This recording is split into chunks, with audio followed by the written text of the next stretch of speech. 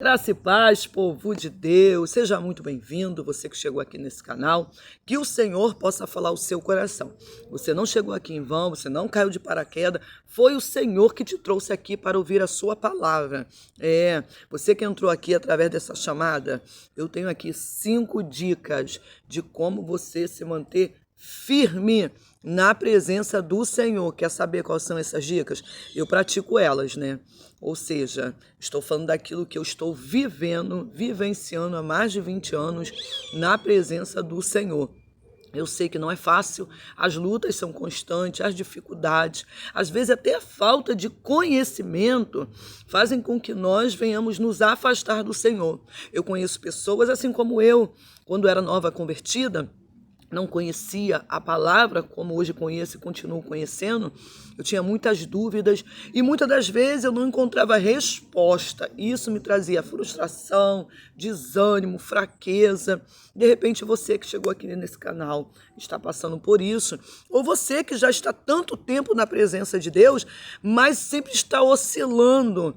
É pessoa que ainda não entendeu ainda como fazer, como praticar, como se manter constante. Você vai descobrir que você ouviu já muito falar sobre isso, só não conseguiu ainda alinhar ao propósito que você tem diante do Senhor, ao propósito que Deus tem para a sua vida. Ou seja, nós ouvimos muitas pregações, muitas palavras, muitos estudos, mas parece que fica sempre aquelas pontas soltas.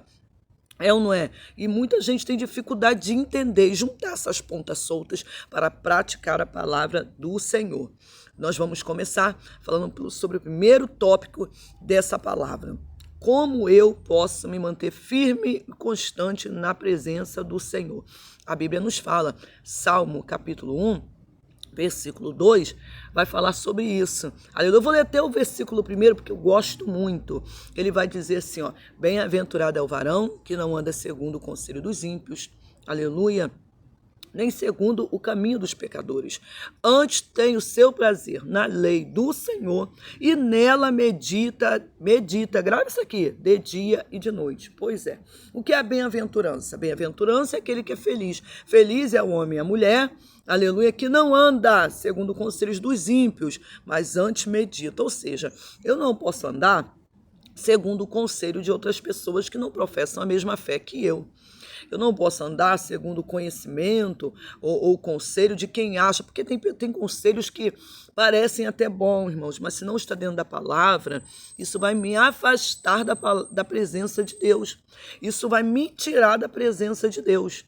Então eu preciso entender, primeira coisa que todo cristão precisa entender: nós não somos guiados por emoções, nós não somos guiados por conselhos de outras pessoas, nós somos guiados pela palavra de Deus. Então, tem pessoas que vão dizer, mas eu não entendo ainda a palavra. Aleluia. Você vai entender quando você começar a ler ela. É igual um livro, você não lê livros? Então, quando você lê o livro, existe ali história, é uma história, né? Um livro é uma história que é contada, narrada por alguém. E você entra naquela história. É ou não é? Você consegue imaginar os personagens, imaginar as cenas, imaginar tudo o que está acontecendo ali. Eu gosto muito de ler livro. Então, eu imagino aquela cena, como seria aquela pessoa, né? É assim. Então, a mesma coisa é a palavra. Quando você lê a palavra, você se coloca dentro daquele ambiente, dentro daquela história, porque é uma referência para a sua vida espiritual. Vou te dar um exemplo aqui para você entender. Quando a gente fala de Davi, bem conhecida essa palavra, quando ele derrubou Golias, né, com a pedra, o que a gente entende? A gente entende que nós somos esse Davi. Alguém que não tem recursos, como os demais que estavam no exército, alguém que não tem nome, alguém que não tem aparência nem estatura, porque estão falando de um menino para um gigante.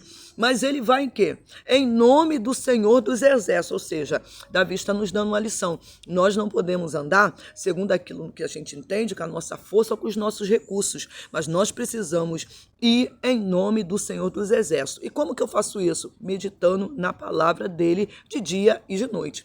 Segundo tópico, aleluia, que vai falar, aleluia, orai sem cessar. O que é orar sem cessar?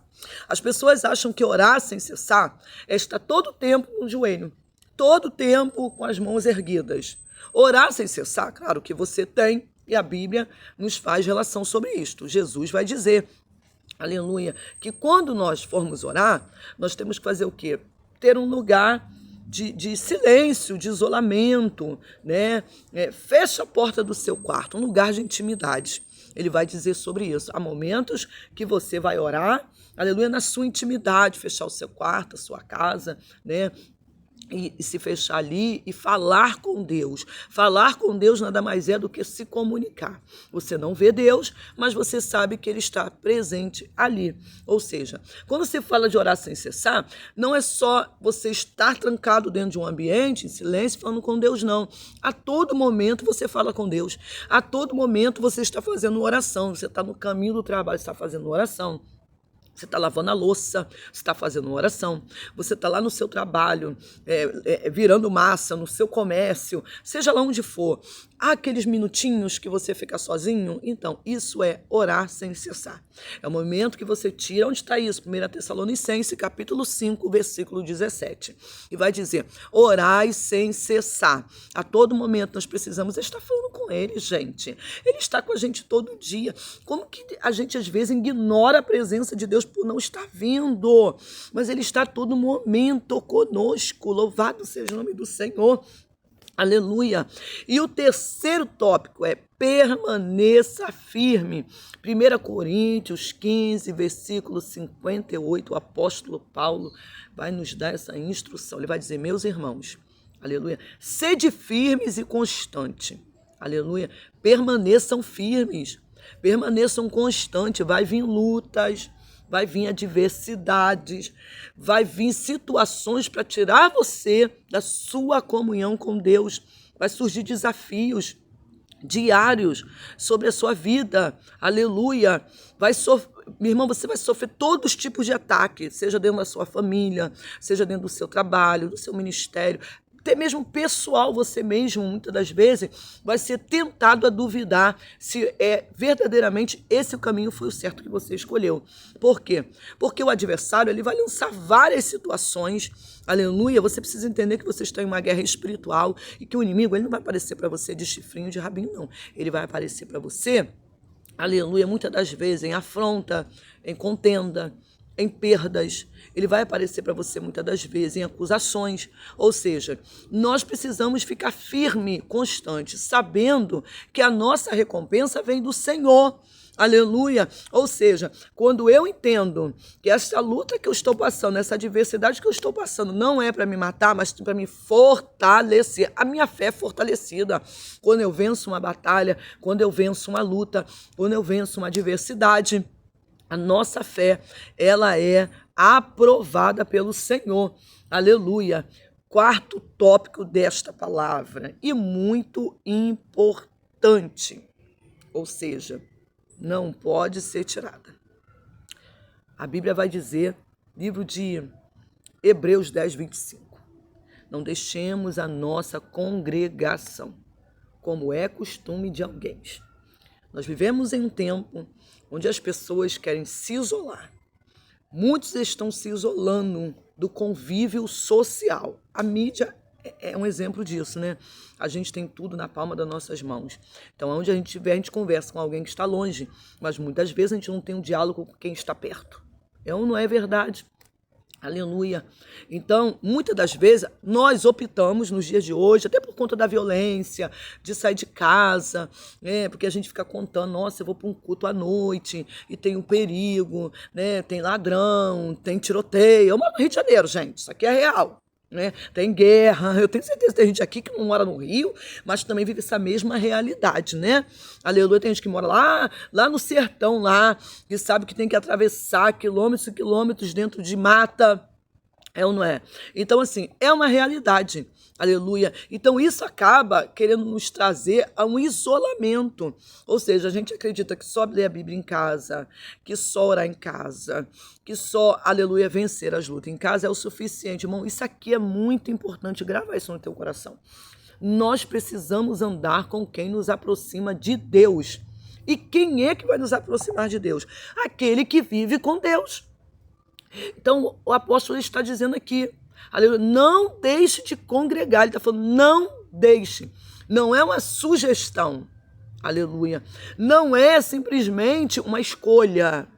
Se você quer ficar firme na presença de Deus, ter constância na presença de Deus, você precisa estar na casa dele e em comunhão com os filhos dele.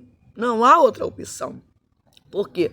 Hoje você vai, no próximo domingo você vai. Já mudou tudo, irmão. Cada culto é de um jeito. Tem pessoas diferentes chegando, saindo. Igreja é assim, um lugar rotativo. É ou não é? Então, muitas das vezes tem algo que está acontecendo hoje na sua igreja, não, vamos dizer, numa segunda-feira, aconteceu algo que na quarta-feira você vai ficar sabendo, na sexta-feira você já perdeu tudo aquilo, toda a programação, toda a rotina, todo o cotidiano do convívio com seus irmãos. Você já passou por isso, de você passar alguns dias? Me responde aí nos comentários, me responde aí, eu vou te fazer uma pergunta. Você já passou por isso? De você ficar alguns dias sem ir para o culto. E quando você chegar, você sentir um peixe fora d'água? Você sentir que tem algo que não está batendo com você? Você já passou por isso? Você já sentiu isso? Por quê? Porque você passou alguns dias fora. Então, as pessoas já estão lá na frente e você ainda está lá atrás. Responde aí nos comentários, já passou por isso? Eu também já passei, né? Então vamos para o quinto tópico desta palavra. Irmão, eu estou sendo bem objetiva com você, né? Estou sendo bem transparente com aquilo que o Senhor colocou no meu coração. Estou sendo bem transparente e bem objetiva. Não vou fazer rodeios não, tá? Tópico 5. Pratique o que você crê. Se você acredita na palavra que você está ouvindo, você precisa praticar. Tiago, capítulo 1, versículo 22, vai dizer: sede praticantes da palavra de Deus e não somente ouvinte. Você está ouvindo, não está? Se você só ouve e não pratica, nada vai acontecer na sua vida. Sua vida não vai mudar, vai ficar do mesmo jeito, a mesma situação. Você vai continuar inconstante, você vai continuar vazio, você vai continuar negligenciando, você vai continuar fraco, desanimado. Por quê? Nós precisamos praticar a palavra de Deus. Aleluia. Às vezes nós ouvimos uma palavra que fala sobre, como é que eu acabei de falar? Sobre congregar, mas você não quer congregar, você quer escolher. Fala sobre orar sem cessar, mas você não quer orar sem cessar, você quer ficar o tempo todo lá no rodapé lá do seu telefone. Fala sobre ler a palavra, meditar na palavra, mas você quer se distrair com a televisão. Ou seja, se a gente não pratica a palavra do Senhor, como ele diz aqui, ó, sede firme, seja constante, aleluia, porque o vosso trabalho não é vão no Senhor, então é em vão a gente está ouvindo, é em vão a gente está numa congregação, é em vão a gente abrir um vídeo como esse, porque a gente não pratica. Então, você chegou aqui, eu tenho certeza disso, você chegou aqui porque você quer passar a praticar.